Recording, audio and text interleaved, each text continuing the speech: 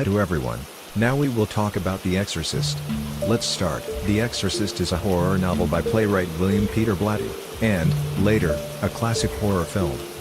What few know is that the story is inspired by a real exorcism carried out in 1949, which the author knew when he was a student at Georgetown University, an institution run by Jesuit priests. The real exorcism was held in Mount Rainier, Maryland. The story transcended after a public talk in which a priest reported on the case to a group of fans of parapsychology. The possessed was a 13-year-old boy named Robbie Mannheim. Now, we will not discuss here about demonic possession, whether this is possible or a mere illusion or suggestion. Instead, we will limit ourselves to exploring the facts, in short, the only concrete thing. And the only concrete thing is that exorcism really happened, in spite of the presence or not of demons. On August 20, 1949, William Peter Blatty published a controversial article in the Washington Post about a case of demonic possession in Maryland. The possessed, Robbie Mannheim, lived with his family on Bunker Hill Street. His aunt, a recognized medium in the area, initiated him in various parapsychological experiments, including the Ouija board.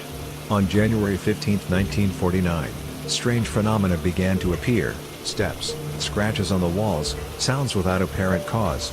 On January 26 the medium dies suddenly, and little Robbie, anguished by the loss, tries to communicate with her using the Ouija board. For the next few weeks Robbie's room began to emit a really unbearable stench. There were strange sounds, sometimes wheezing, and other dry and strong, like blows. The boy began to manifest erratic, and even violent movements. The family took him to a medical consultation, which did not cause physical problems of any kind, and then to a psychiatrist, with similar results. On February 17, without finding a response in medicine, the family took Robbie to the home of Reverend Luther Miles Schultz. After that interview, in which both were alone for just a few minutes, the Reverend recommended a consultation with a Catholic priest. The boy's eyes, he said, exerted an unspeakable horror upon him. 10 days later, on February 27, Father Edward Hughes, a Jesuit priest, supervised the first attempt at exorcism in a room at the Georgetown Hospital. During the process, Robbie Mannheim managed to get rid of the bonds that kept him in bed and attacked the Jesuit fiercely. From that event the condition of Robbie Mannheim worsened. His body began to reveal marks of unexplained blows and cuts.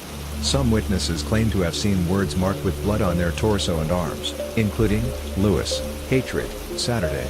At the same time, the Bishop of Raymond and Father William Bowden analyzed the authenticity of possession to act accordingly.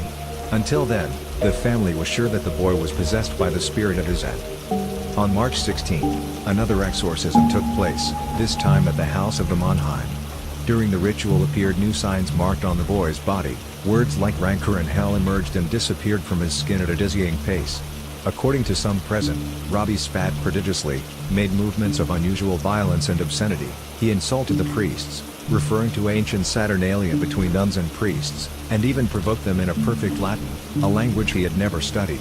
After weeks of unsuccessful exorcisms, Robbie Mannheim was detained in a specialized institution for mental illness. Within its walls, during the Passover, a new exorcism was performed with even more amazing results than the previous ones. The boy's appearance had mutated in an incredible way. His skin was full of pustules and wounds, his breath emitted a strong stench of ammonia, and even his voice had gained in potency and ferocity. According to the Bishop of Raymond, Robbie Mannheim's room had a glacial atmosphere, despite efforts to heat it. Finally, on April 18 at 11 in the morning the 30th and last exorcism of Robbie Mannheim was held. The rite was terrible, according to the witnesses. The boy's voice seemed to fragment into infinite frightening nuances, giving the impression that many voices were projected from his mouth. After hours of tireless work, the group of exorcists managed to tear from their lips the name of a demon that tormented him, Satan. That said, the spasms and tremors increased dramatically, until everything settled down. Robbie Mannheim, his parents say, looked up at a Jesuit priest who was standing near the head of the bed at the time, and said, "He's gone." The case was filed under a pseudonym, The Exorcism of Roland Doe. 20 years later, William Peter Blatty, a playwright who wrote picaresque comedies, someone unthinking to conjure up a similar case, undertook to investigate the matter, which was published, with variations and omissions, in the novel The Exorcist.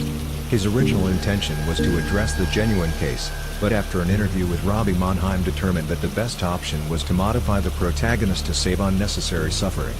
Besides, he declared. The boy's eyes, now turned into a man, seemed to constantly scan the dark corners, as if he expected to suddenly find an old comrade who has never left completely. Thanks you much for your attention and search your own perspective. We await your comments and suggestions. Until the next video, have a nice day.